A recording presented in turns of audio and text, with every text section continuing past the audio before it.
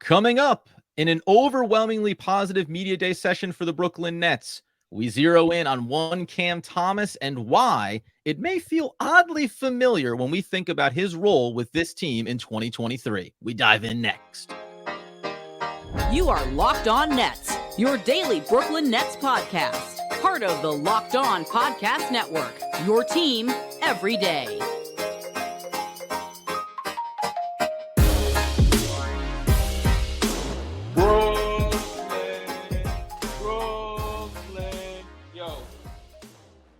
Yes, my friends, it is the Locked On Nets podcast right here on the Locked On Podcast Network. It's your team, the Brooklyn Nets, every single day. Over there, you'll find Doug Norrie. Over here, Adam Armbrecht. We thank you for making us your first listen of the day. We are 100% free on all those great platforms. And if you want to talk Cam Thomas beyond this pod, you got to be over on joinsubtext.com/LockedOnNets. Free 14-day trial where you get to do all of the things you want to, complaining about what Cam Thomas is going to be for the Brooklyn Nets. Doug, as we dive in, you overwhelmingly positive, all great takeaways, and it seems like the theme, as always, another year and another, Cam Thomas is going to be what for Brooklyn? Well, we said it before and you say it again. You can't really win media day, but there are times when you can sometimes lose media day, or you can, and even not on a team level, but on an individual level too. And I can't help it. And it's something of an afterthought. You know, we did a lot of different media day stuff over the last couple days, and what could have been something of an afterthought is some quotes around coming from Cam Thomas and also from Jacque Vaughn prior to that have to have you a little concerned if you are in the Cam Thomas fan club or of the fan club of wanting to see him play a lot more this season, which we are. It's hard to feel really, really confident coming out of this. Sometimes no news is good news, and sometimes no news is bad news. And I think there's a very strong possibility what we'll talk about today falls into the latter. Yeah, we're going to highlight his quotes from Media Day and then the press conference that Jacque Vaughn and Sean Mark kind of collectively gave a perspective, I think, around Cam Thomas. But at the very highest of levels, you and I, we've talked about him all season. We've batted around, he should be the sixth man. I even talked about why there's a reason when you were on a boat, Doug, I went ahead and said you should be putting me into the starting rotation. Let's light this kid, get this firecracker exploding in the sky, and really set this season off on a high note. But if I'm going to have to right now, after that media day session, say, where does Cam Thomas stand? He's at the same point he was a year ago. And if we think back to the additions they made this offseason, you can make a case that he's even lower on the totem pole with additions like Dennis Smith Jr., Lonnie Walker. The Nets have put players in front of him to make it a task to get into the rotation. And it doesn't sound like they have changed their tune on their first round draft pick. Yeah, so the initial quote that gets starts the head scratching a little bit is where Thomas alludes to the idea. Well, I guess it. I'll give it here. Right, I'll give it to you. This is what I gave. Yeah, go ahead. Yeah, I gave this to at Media Day coming out. We said, and this was dovetailed at the end of my Media Day coverage, which is why we want to go a layer deeper. When asked, what did the team tell you to work on this offseason? I ain't been told nothing. That was Cam Thomas's response. Now, in the extension of that, getting stronger, working on my game, all of those things.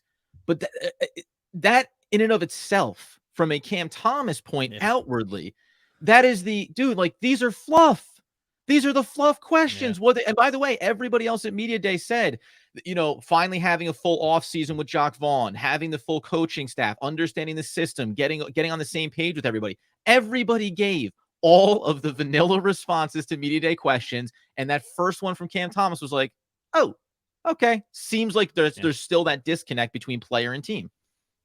Yeah, and he elaborated, but only just to go on and say he's staying ready at all times. Staying ready at all times is definitely different than you're going to see what I can do or this is what's going to happen, right? Staying ready at all times means ready for when the guys who are going to get to play can't play and I get to play then coming in. Like that's what staying ready at all times to me means. And I don't think, sometimes you can take words and spin it every which way, in the dryer and then have it come out and see have it sort of inform whichever way you were going to think anyway. I don't think that's the case here. Like this is clearly him saying, I'm going to stay ready because I don't know. or no one told me anything, and I don't really know. And it's a bummer too, because when we talked the last time we talked in depth about Cam Thomas, a week or two ago, and we were making the 6 man of the year case for him and all this other stuff, we kind of actually pointed to the fact that he was really forward facing with different media stuff this over the course of this summer, which we appreciated. We're like, oh,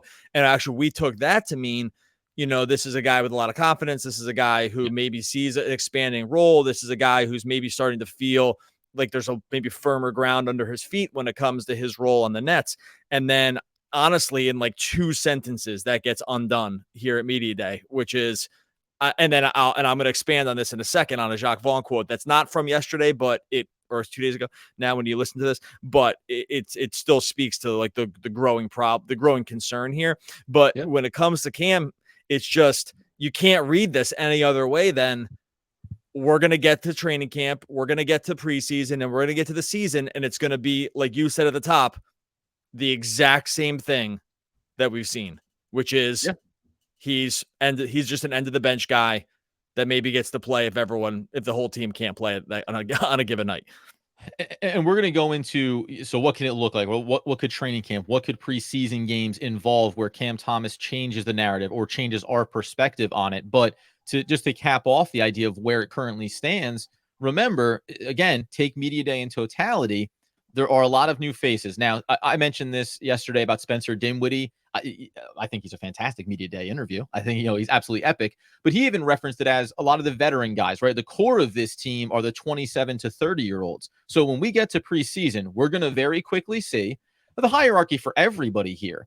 But it's going to be that starting core: Mikal Bridges, Cameron Johnson, Ben Simmons, Nicholas Claxton, Spencer Dinwiddie. It looks like Royce O'Neal is still going to be involved. Whether we agree or disagree, Dorian Finney-Smith, Dennis Smith Jr., Lonnie Walker. So when you start to think about a team that wants to build chemistry and get onto the same page ahead of the year, this is actually the part where it puts even more things potentially in between Cam Thomas and a role, because you have a lot of new pieces that you want to acclimate. You only get 3 preseason games. Mikal Bridges mentioned, just got back, took a week off after the FIBA thing, wanted to acclimate myself. He goes, we're doing Media Day. We have a preseason game on Monday night. So he's like, it all feels like it's happening very quickly. And that, to me, also creates a problem when we think about Cam Thomas and carving out a role. Coming up here in a second, we'll highlight the Jacque Vaughn comments, why that further makes it questionable around where we think Cam Thomas is going to be. And then we'll dive into the rotation a little bit deeper and how the Nets think they're going to maximize offense when maybe Cam Thomas should be the guy that gets that chance. All right, before we get to that, I'll cheer myself up a little bit here. We'll talk about our friends over at Ibotta. Right now, you might be in the midst of football season. Maybe you're just getting ready for basketball season. That means you're going to need some snacks for the game. You're going to need some food for the spread. Pizza, wings, maybe some buffalo chicken dip, whatever you need. This is where you're going to need Ibotta, because all you're getting with Ibotta is money back on these different grocery purchases. You're already going to the grocery store for everything you need on a weekly and sometimes daily basis. Ibotta is just going to add some cash to your pocket with cash back on all those purchases. Ibotta gives you cash back on hundreds of grocery items, produce, personal care, pantry goods, and that aforementioned tailgate stuff. So you can make sure you're beating inflation no matter what you're purchasing. The average Ibotta user earns $100 per year. That could just cover the cost of an entire shopping trip or maybe even a party. Ibotta is all. It's not only getting the money back here, it's just also super easy. All you're doing is downloading the Ibotta app and using the code LOCKED to start earning real cash back. You just go to the App Store or Google Play, download the free Ibotta app, and use the code LOCKED. That's Ibotta, IBOTTA, in the Google Play or App Store, and use the code LOCKED. Start saving money with Ibotta today. Okay, so as we continue the conversation around Cam Thomas, we mentioned his comments and why that was concerning. Let's then rewind it back even a little bit further to the Jacque Vaughn and Sean Marks press conference, where, again, this type of question was asked around where does Cam Thomas's game need to go and grow. Hit us with the key quotes that I think directly one-to-one correlate to what Cam Thomas has not shown in the Nets' eyes. Okay, so this is actually not from Media Day, but this is from a Christian Winfield interview. Christian Winfield not covering the Knicks, not the Nets anymore.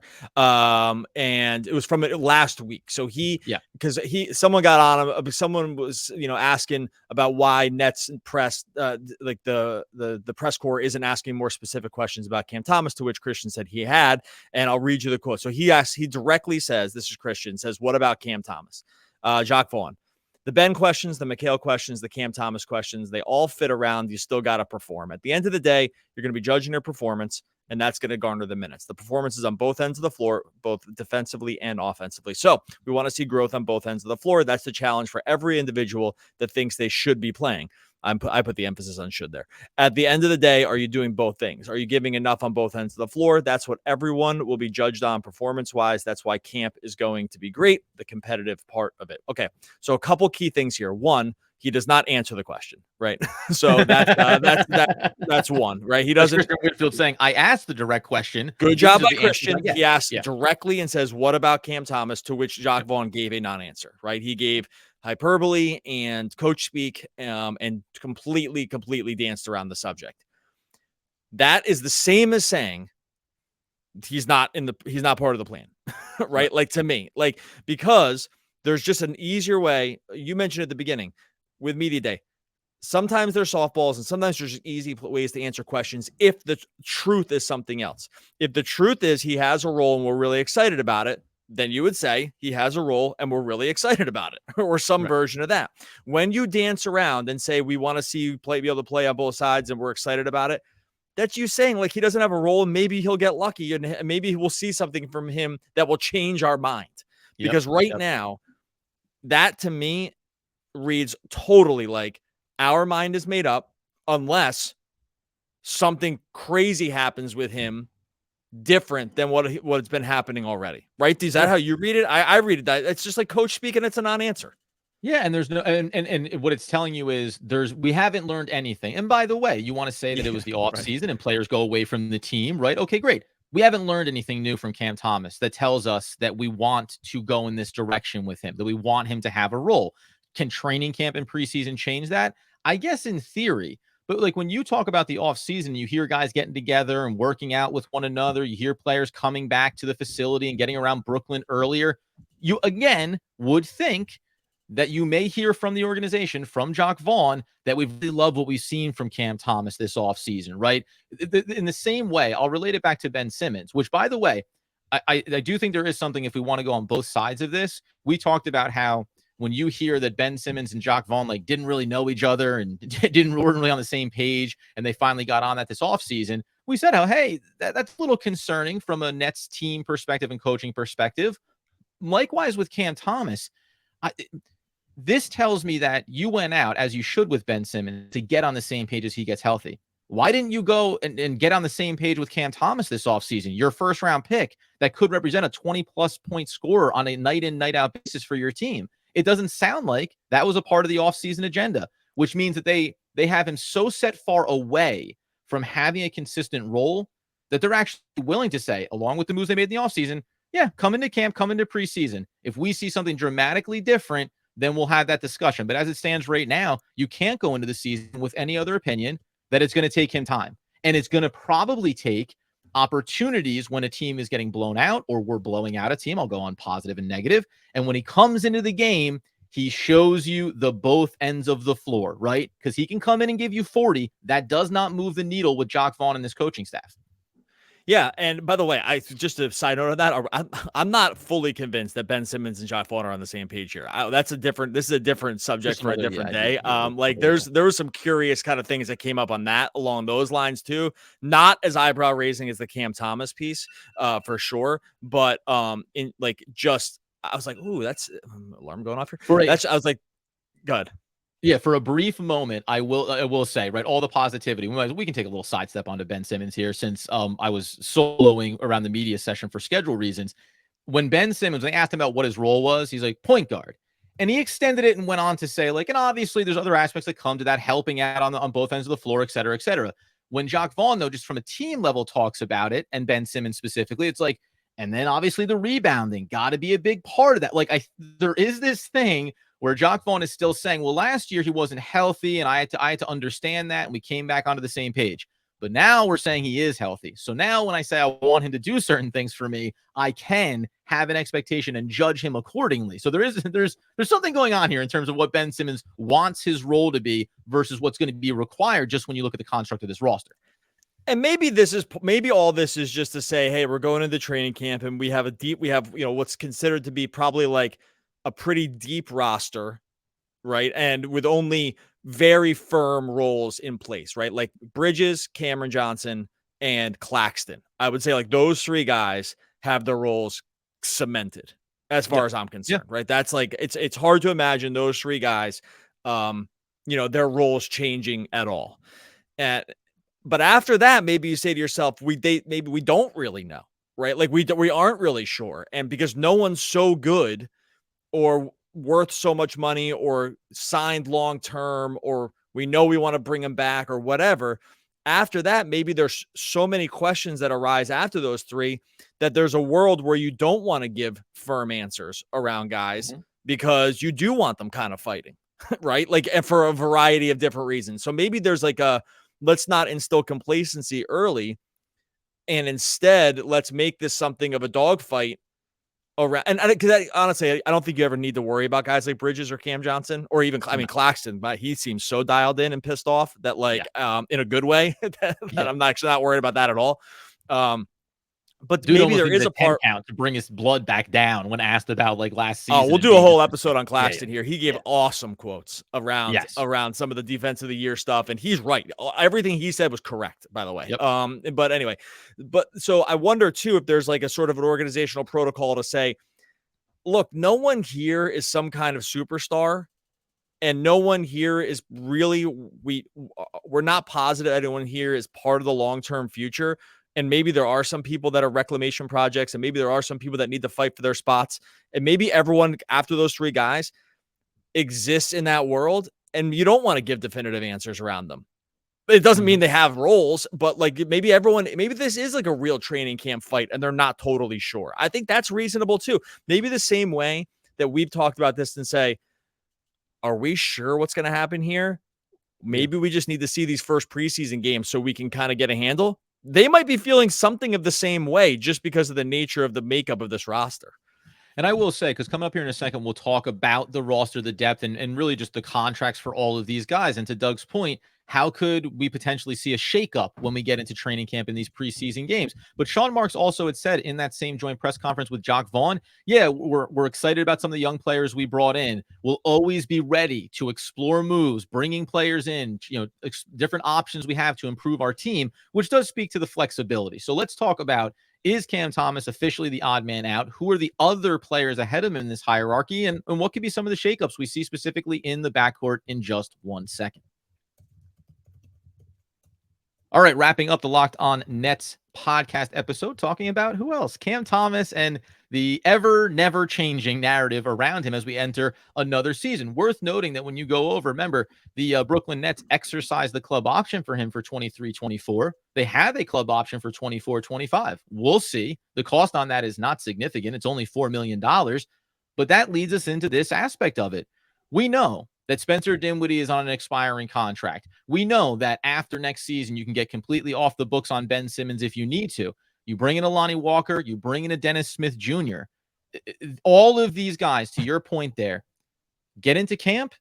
If Dennis Smith Jr. all of a sudden carves a rollout for himself, the Brooklyn Nets are happy with that. And I don't think they're going to stop themselves short of saying, well, then, oh no, Cam Thomas, he's not going to get any, maybe he won't even get 5 minutes a game. Okay, so be it. Because that's the state of this organization right now. And I'm not saying that negatively. I think this is what we've talked about, being flexible, being open to having the results dictate the decisions you make.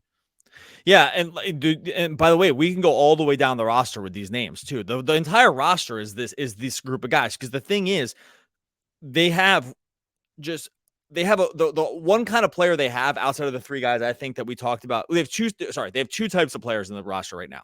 They have sort of like NBA lifer kind of guys who have made long careers by themselves by, being really good at certain stops and earning themselves like good contracts and as like sort of like glorified, like higher end role players. That would be the Dinwiddie. That would be, Royce O'Neal. That would be Dorian Finney-Smith, right? Those are like slightly older. Maybe you want to flip you. There's that guy.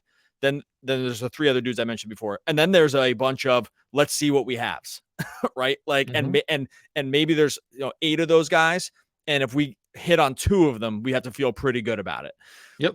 If everyone falls, and Cam Thomas just probably falls into that, just definitely falls into that group, right? And I think that Nets fans, rightfully so, wish it to be a different way.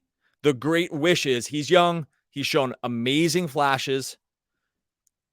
He should not be in that group. He should be in the you have a role group because you're young and you've scored 40 points in 3 straight games and no one in history has done this kind of stuff. And then, the next day you don't play at all. I just think that seems like the world that everyone else views him in. I think, and there's a contingent of Nets fans, I think probably us included, that don't want that to be the case, that want it to be something totally different.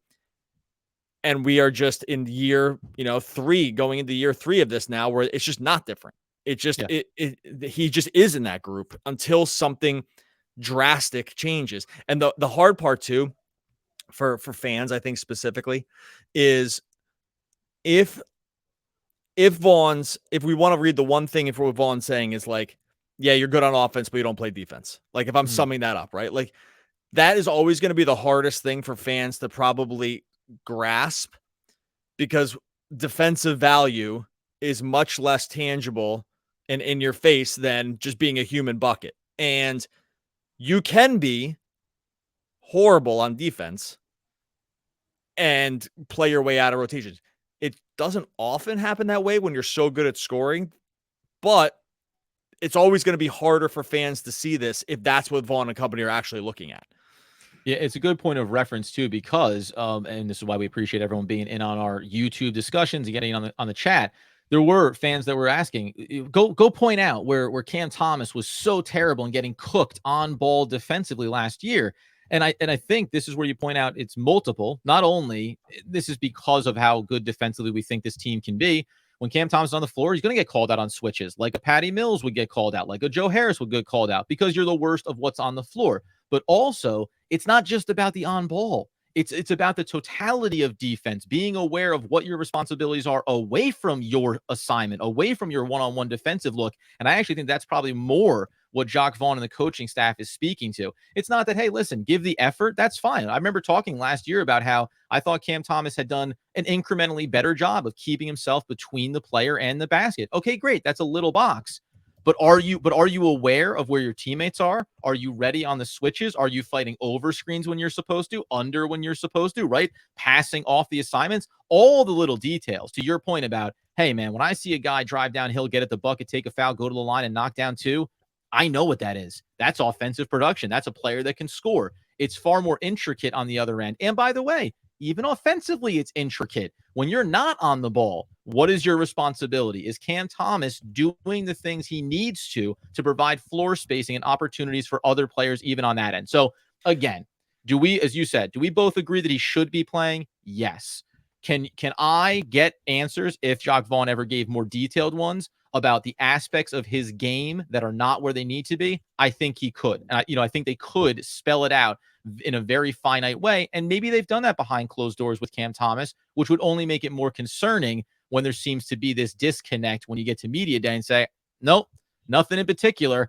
I find that somewhat alarming on both sides. They didn't tell you to work on anything. You're not working on anything. Like, you're in year number 3 here, and clearly the team has wanted something more from you or different from you. So if you're coming in with the same mentality, then you might as well set the same expectations. You're going to be buried, and there's not going to be a lot of chances for you to have a role. Yeah, I think like when it comes to just, pinpointing just major defensive lapses, I think there were times where his lack of size is going to cause problems for him in a net switching scheme, because he just is a little smaller. He doesn't have tremendous length. They want to switch everything. I don't think he was like hunted down on defense a lot. Now, on that end, he didn't play a lot either. Right. So it's like, go ahead. By the way, the big offensive, of like, oh, he scores all these points. And again, he does. But if you need to do that over 45 games, 50 games, 60 games, 72 games, we did also get very small sample sizes where he went cold, as great scorers do. And that's the other part of this. The 40-point performances are absolutely phenomenal. But as you get more, that it's going to kind of come back to the mean here. We don't think that Cam Thomas is a 35-point scorer in waiting. And that's what I think is hard, for myself included, to watch those samples and then still keep yourself tempered with expectations. No, correct. I think on the scoring front, like where, no one can keep that scoring pace up, right? Like, right. On those peak games. But over the aggregate, like his shooting definitely improved over the course of a Yes. season, right? Like I think like there were efficiency markers that he definitely hit on offense that do make you think that he could exist in a role that wasn't just total microwave scorer also. But I think from the defensive aspect of it too, like if you just think about it, or if you just go look at it, so many of his minutes or his peak minutes came in these games where the Nets were playing like not their core, like they weren't playing their core guys anyway, right? So I'm not sure if that's ever going to be a good, even if you went and broke down the tape of it, I'm not sure that would ever be like a great representation of his ability or lack thereof when it came to like defensive prowess. Now, I don't think there's nothing he does that's ever jumped off the page defensively, right? So like I don't think that's a problem, but I think it probably would be also, slightly unfair to judge him by all that happened, at least the front of mind stuff. By the way, real quick, I was just actually looking this up. Do you have any idea how many minutes together? Because basically what I was thinking was like, how often did he play with some of like the core guys where you would get a look at like how he fit into the actual defensive schemes, right? Right. How many minutes do you think he played with Mikal Bridges and Cam Johnson last year? So this is like second half of the season or the last third of the season. But Under this would be 30. like these, because I'm using these two guys because these are like these guys can kind of play with anybody. And this would represent like you were getting best foot forward kind of stuff with the rest of the team, right? I'm just picking those. If you have two other guys you want me to choose, I will choose them. But I'm using them because like they wouldn't take away Cam Thomas's minutes, but they would be good to have on the court with him around because they're lengthy and they can switch everything. You know what I mean? So I'm using those two guys. So how many minutes do you think they played together? I said 30 a minute ago, but I'm gonna say under 20, and I'm probably even high on that. Should have gone with the first guess. 39. It's nothing. That's nothing. 39 minutes with those two guys. So like over he 27 games, right after the trade. That's 27 games, 48 minutes a night. That was the opportunity, and he was out there for 39 minutes with those players. He played 765.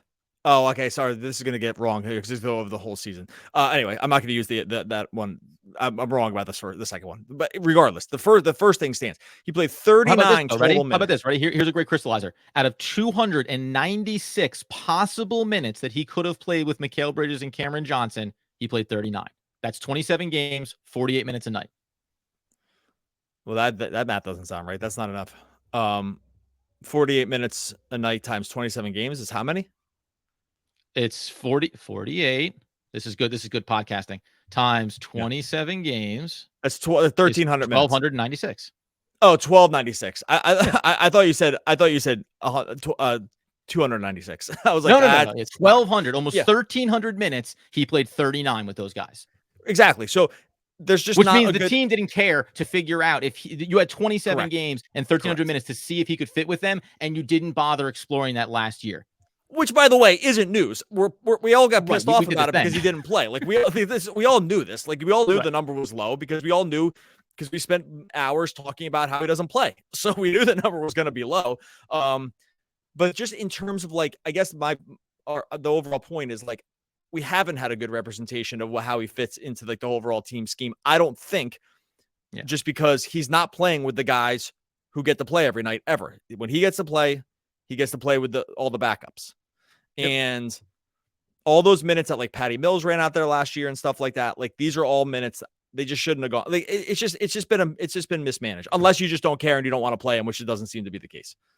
By the way, too, like as a reminder as well, if you go back to last season in going into November, he played big minutes, 32, 29, 30, 26, 23, all these numbers. It only faded over time. It only got less over time. And then all of a sudden it explodes in that month of February in and around the trade and what's going to happen. You're like the inconsistency around when they chose to use, or I should say the consistency. He was used when it didn't matter. He was used when it was non-consequential. And then when it came down to crunch time, when it came down to getting in these new players, went right back to the same rinse and repeat process that they've had with him. So it's discouraging from the perspective. Again, I legitimately did an entire episode talking about why Cam Thomas should be inserted into the starting lineup over Spencer Dinwiddie because of what you think he can be in the short and long term for this organization.